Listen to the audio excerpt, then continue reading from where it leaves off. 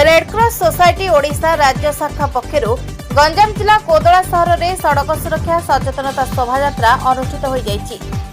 कोदला थाना अधिकारी सुभाष चंद्र बेहरा समेत पुलिस कर्मचारी कोदला पीएमसी नोडाल हाईस्कूल छात्र छात्री माने मिलित भाव में कोदला बसस्टाण्ड ठारू एक शोभायात्रा करी सहर परिक्रमा करथिले। सड़क सुरक्षा जीवन रक्षा उपरे सचेतन करबा सह हेलमेट पिंधिथिबा बाइक आरोही मानकु गोलाप फूल दे संबर्धना करा जायतिला।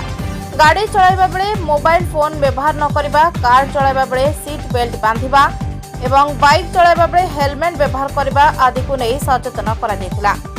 एही कार्यक्रम में कोदला पीएमसी नोडाल उच्च विद्यालय भारप्राप्त प्रधान शिक्षक सरोज माझी, शिक्षक शरचंद्र जाली, कोदला थाना सब इन्स्पेक्टर रामचंद्र मिश्र, एएसआई गणेश बराड़ समेत विद्यालय बहु छात्र छात्री शोभायात्रा सामिल होते।